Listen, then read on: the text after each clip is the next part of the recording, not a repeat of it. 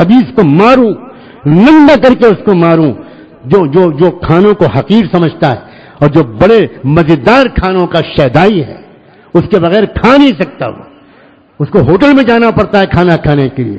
Hotel کا کھانا جانتے ہو کس طرح کا ہے؟ خدا کی قسم، جب تک مجبوری کی ضرورت نہ ہو تب تک ہوٹل کا کھانا کھانا کبھی نیک لوگوں کا مزاج نہیں ہوتا۔ کیا لوگوں نے سمجھا ہے؟ کیا ہے دین؟ داڑھی رکھ لی، کرتا پاجامہ پہن لیا، سمجھ گئے کہ ہم بڑے دیندار ہو گئے۔ یہ تماشا ہے، تماشا۔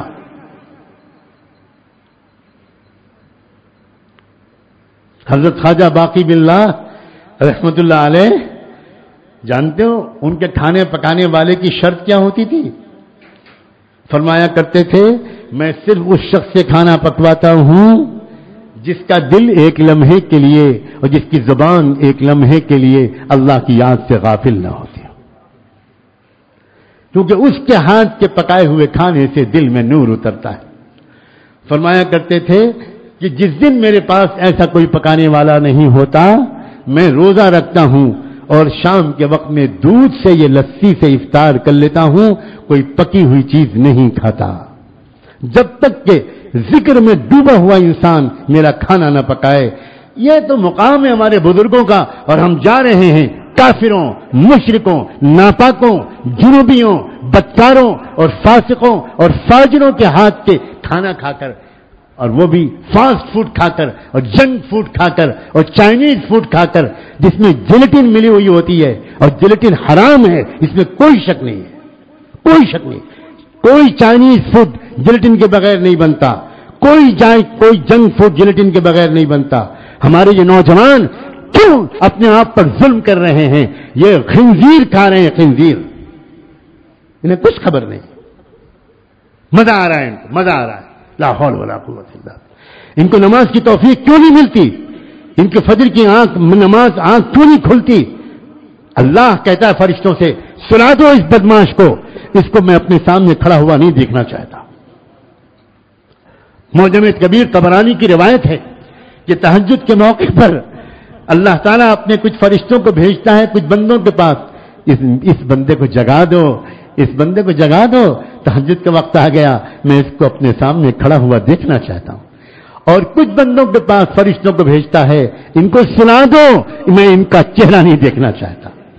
تب تو تہجد سے آگے بڑھ کر میں کہہ رہا ہوں، فجر کی نماز میں اٹھنے نہیں دیتے اللہ ان لوگوں کو جن کے پیٹ میں خبیث کھانا گھسا ہوا ہے، حرام کھانا گھسا ہوا ہے۔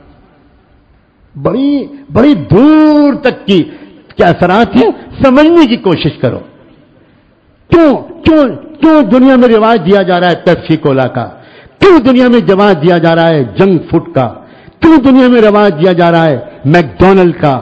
کیوں دنیا میں رواج دیا جا رہا ہے؟ احمقوں، میں آج میں اپنے لہجے کو سخت ترین گزارنا چاہتا ہوں۔ او بیوقوفوں اور عقل کے دشمنوں، تم پڑھے لکھے سمجھتے ہو اپنے آپ کو؟ تم ایک نیٹ پر جا کر پیپسی کا فارمولا نہیں پڑھ سکتے؟ تم جا کر میکڈونلڈ پر ریسرچ نہیں کر سکتے؟ میکڈونلڈ میں لندن میں انسانوں کا گوشت پکڑا گیا ہے، پہلے گھوڑوں کے گوشت کی خبر آئی، گدھوں کے گوشت کی خبر آئی، انگلینڈ کے اخبارات میں فوٹو چھپا کہ وہاں مردہ انسانوں کا گوشت میکڈونلڈ میں استعمال ہو رہا ہے۔ اور صرف گوشت استعمال نہیں ہو رہا، آپ لوگوں کو خبر نہیں ہے کون کون سے کیمیکلز ہوتے ہیں، جن کیمیکلز کے اندر ایک بغاوت کا مزاج پیدا ہوتا ہے، اس سے بغاوت کا مزاج پیدا ہوتا ہے، نفرت کا، ریوولٹ کا، بڑوں کے خلاف کی بات کے نہ ماننے کا مزاج پیدا ہوتا ہے۔ یہ سائنٹیفک ریسرچ ہے، اور وہ یہ سارے ڈرنکس میں اور یہ سارے کھانوں میں اور یہ سارے چائنیز فوڈ میں جو مسالے ڈالے جا رہے ہیں، ان میں وہ کیمیکلز ہیں جن کیمیکلز کے اندر جاتے ہی انسان کے اندر ماں باپ اور اپنے استادوں، اپنے پیر، اپنے شیخ، اس کے خلاف بغاوت کا مزاج پیدا ہوتا ہے۔ ہمارے مشائخ اور اکابر ریسرچ کر کر کے تھکے جا رہے ہیں، لیکن یہ امت محمدیت کے بے عقل نوجوان، یہ بے حس نوجوان سننے پر آمادہ نہیں۔